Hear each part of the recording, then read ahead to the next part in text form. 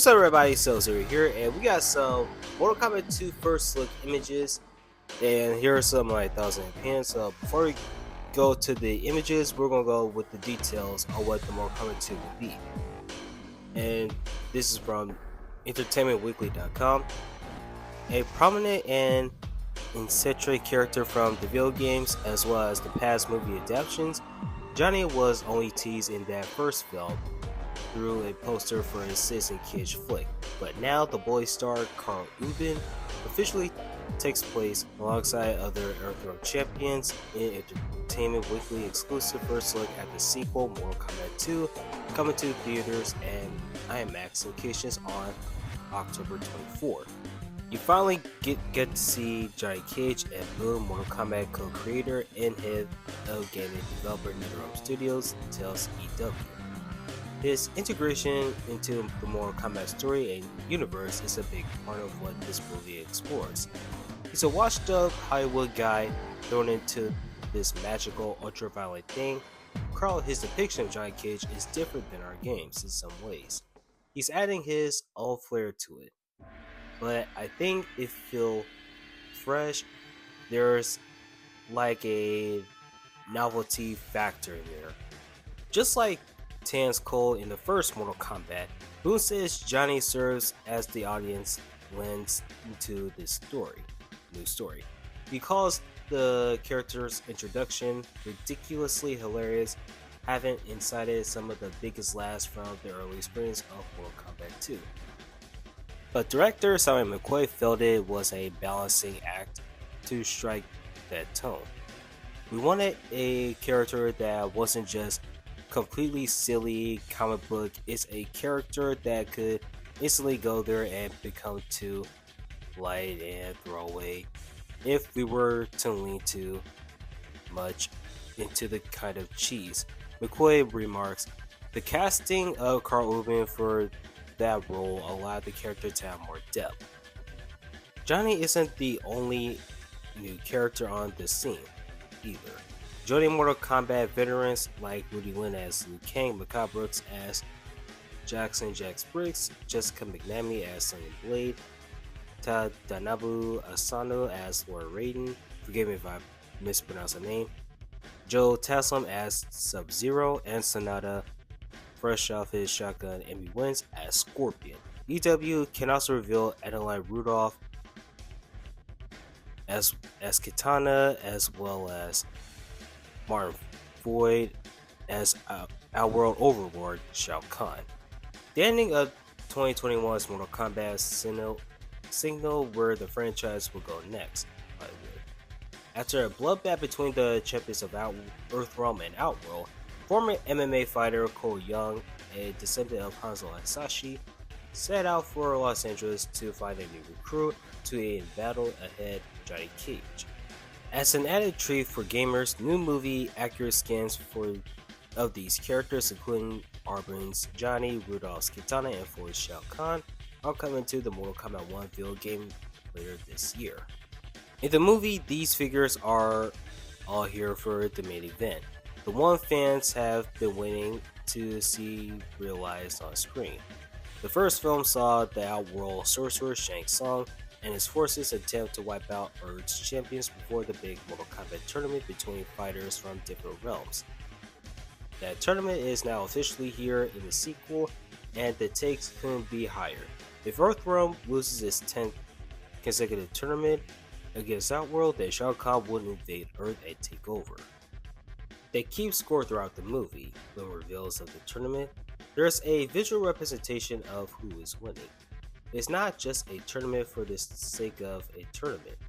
There are huge consequences, so you really are keeping score, and there are a lot of twists in it that keep you on your toes. Speaking of twists, on the cast list confirmed for Mortal Kombat 2, which also includes Damon Herriman as NetherRealm Demon Quan Chi, are the returning Josh Lawson and Max Wang, even though their characters Kano and Kung Lao died in a previous movie. I can say Josh Lawson doesn't play Kano's twin, Boone teases. He points to existing Mortal Kombat lore from the video games that make it possible for such a comeback. We've killed a number of characters who are in Mortal Kombat 1 and our latest games, he says. So we deal with spirits and the Netherrealm and things like that. There are ways to bring dead characters back. The ages-long beef between Scorpion and Sub-Zero also refuses to die in Mortal Kombat 2. Though it won't be as central to the narrative, he's certainly making appearances that are significant and necessary for the progress of other storylines, including prefaces of Sonato's Hanzo and Sashi. He plays a different role. He's not part of the Super Friends trying to defeat Shao Kahn, but his appearance is key and it is very essential for certain parts. All these facets relate to the clear goals McCoy had coming into the making of the sequel. For one, the team wanted to increase the number of female characters, so alongside Mikanami, Sonya Blade, and Rudolph's Kitana, there's also Tati Gabrielle as Jade, Anna through Lillian as Quincidel, forgive me if I butchered the last name, and some undisclosed other characters who will make appearances, the filmmaker says. McQuay and screenwriter Jamie Slater also worked to maximize everything with Mortal Kombat 2, just build on where we were and then make it significantly more intense, bigger in scale, bigger in variation, bigger across the board, really as a cinematic experience. Some of that involves the story itself, including the firms. We go to lots of different realms, so that in itself gives the film a very distinct and varied visual approach. Some of it also involves IMAX, which McCoy says allowed them to be bolder and swing harder. The team took advantage of the big screen formats to offer audiences a unique experience when they watch Mortal Kombat 2 in IMAX, namely changing aspect ratios to enhance certain sequences. What I realized was go bigger, go bolder, don't hold back, and really feed off the history of Mortal Kombat more, McCoy adds. Just let it rip, and that's what we've done. And these are some good news about Mortal Kombat 2 being bigger and having a tournament and having a lot more focus with the characters, and especially Scorpion, who is not going to be in the tournament, but will have less screen time, I think. But this honestly is good news and some positive stuff. And we got our first look at Johnny Cage, Liu Kang, Jax, and Sonya. And first off with Johnny Cage, I know Carl Urban, I didn't really see him as Johnny Cage because I know why. Okay, so look, Carl Urban is a good actor, but I wish they'd go with Alan Lucy or Scott Adkins, or maybe someone like an unknown actor to play Johnny Cage. However, he's got the blonde highlights in his hair with the glasses and the jacket and the shirt, and he's doing the MK11 pose, which I think Carl Urban might prove us all wrong. But even though a lot of fans will say that he will be a better choice as Kano, which I agree, but I think Carl Urban will do great as Johnny Cage. But as he's just wearing this brown jacket. Now I thought he was going to wear his blue jacket with the JC, which was posted by Todd Garner on Twitter.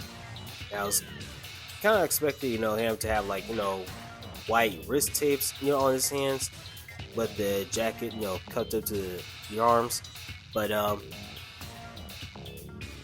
this is what Johnny Cage will look like. And Jax, there's nothing much. He's just wearing a shirt and a green jacket. And Sonya, it looks like she's going to wear the same outfit from the first movie with the black tank top, I think.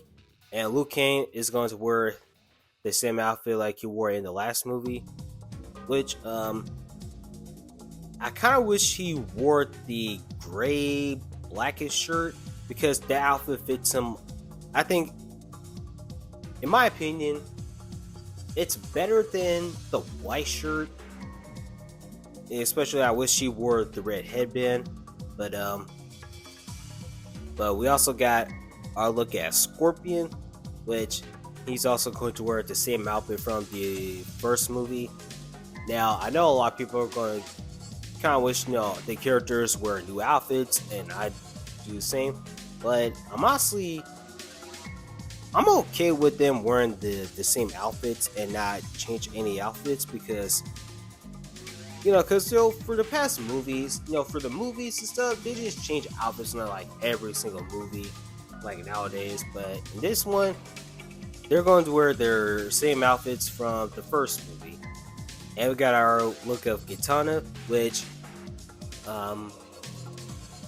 now for this outfit, I'm not a fan of the silver little shoulder thing around the neck, and I really like the blue, and especially she's wearing her hairstyle from MK11. Has a bun up ponytail, but it's kind of like the MK11, MKX, and the original Mortal Kombat movie inspired outfit, which is honestly, I think her outfit is alright. Yeah, at least she has the blue outfit and not like the all black, like Kitana from the original movie and Melina from the first movie did. And last, we got Shao Kahn, and he looks menacing, and that is a good thing. I really like the helmet, and especially he has the red eyes, which is menacing, like the Mortal Kombat 2, which is a good thing. And the helmet is covering his whole face, except for the cheeks.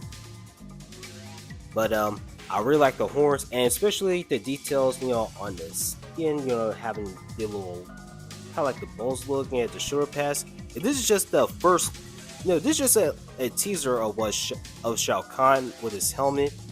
But these are the first look at the characters, and hopefully we get more, like maybe teaser trailer or maybe other characters. But anyway, guys, that's gonna be it for this video. And if you guys do enjoy this video, leave a like, share a comment, touch the bell for notifications, and subscribe to the channel. Have a wonderful day, everyone, and God bless you.